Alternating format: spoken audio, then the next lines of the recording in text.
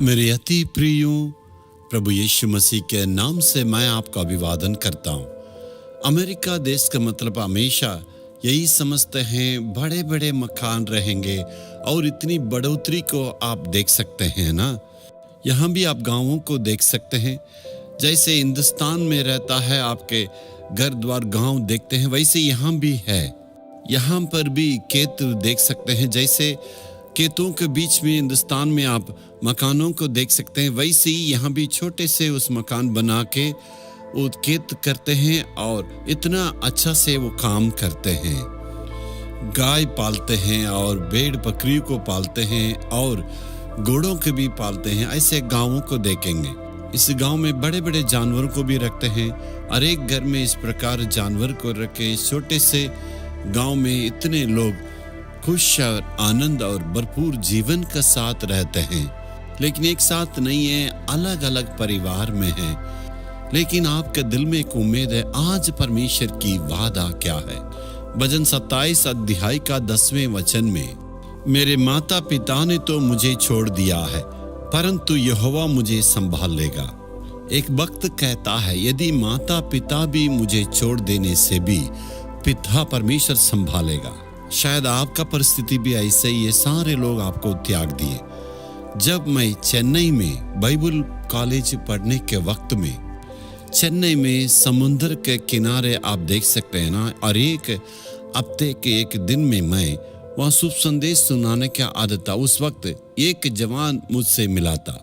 उस जवान का नाम है पट्टाभी। उन्होंने कहा, मैं आपसे कुछ बातें करना है। तब उन्होंने अपनी समस्या को मुझसे कहने लगा और मैं इसे समय दिया था और अपने जहाँ पर मैं ठहरा हुआ था वहाँ पर मैं उसको ले गया और मैंने कहा था, अभी तुम्हारी समस्या को मुझसे कहो। उन्होंने कहा, मेरे माताजी मर गई है, मेरे पिताजी ने दूसरा शादी की है। शुरुआत में तो अच्छे थे, लेकिन धीरे धीरे उस मौसी आने के बाद सबसे पहले हमारे पढ़ाई को रोक लगा दी। स्कूल जाना बिल्कुल बंद कर दिए और पानी ढोने के लिए और घर के सफाई काम करने के लिए हमें धीरे धीरे काम में दे दिए। लगता है पूरे हमें उस माँ ने गुलाम कर दी है। पिताजी के पास हमने इतना गिड़गिड़ाया और विनती किया, हमें आप पढ़ाई दीजिए, हम लोग अपना काम को संभाल लेंगे। लेकिन उन्होंने हमारी बातों पर कान नहीं लगाया। हमें सब उन्होंने त्याग दिया। इसी वक्त में हम अपने रिश्तेदार के पास गए और उनसे विनती की, हम दोनों भाइयों को अब पढ़ाने में मदद कीजिए, भविष्य में हम अपना काम को संभाल लेंगे। लेकिन सब ने हमें त्याग दिया।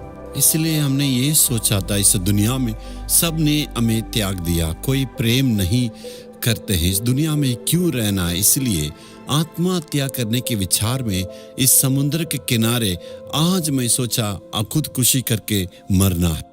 जब सारे भीड़ लोग हट जाएंगे तब समुद्र में जाके गिर के मरने के लिए मैंने सोचा।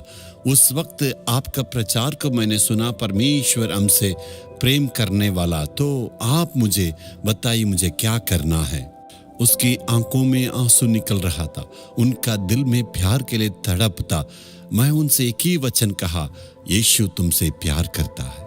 यदि माता पिता छोड़ने से भी यीशु मसीह तुम्हें संभाल लेगा। जैसे ही प्रभु के प्यार को मैंने बताया, वो आंसू बहा के रोने लगा। मेरे साथ मिलके घुटने टेके प्रार्थना किया और प्रभु का प्रेम को उन्होंने ग्रहण किया।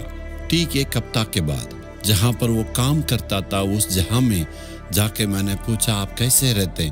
उन्होंने कहा, एक हफ्ता के पहले तक मैं जीना नहीं चाहता था। मैंने सोचा था आत्महत्या करके मरना, लेकिन मेरे लिए एक प्रभु है जो मुझसे प्रेम करना चाहते हैं। इसलिए मैं और आगे बढ़ के इस जीवन को जीना चाहता हूँ। यही यीशु का प्यार है। माता पिता छोड़ने से भी यीशु मसीह हमें संभालता, उसका प्यार बदलता नहीं। और खुशी से कहने लगा, मेरा परमेश्वर है, यीशु ने मुझसे प्रेम किया, उस प्रेम को मैं समझ लिया, इसलिए मेरे जीवन में और आगे बढ़ना चाहता हूँ। आज भी प्रभु यीशु मसीह आपसे कहना चाहते हैं। शायद आपके माता पिता ने छोड़ दिया होगा, लेकिन प्रभु कहता है मैं तुझे कभी नहीं छोड़ूंगा। शायद माता पिता ने आपको इस दुनिया में लाने के लिए मदद किया होगा, लेकिन उन्होंने आपके लिए प्राण नहीं दिया। प्रभु यीशु मसीह आपके लिए अपना प्राण को क्रूस पर दिया, अपना प्राण को दिया और जीवित हुआ।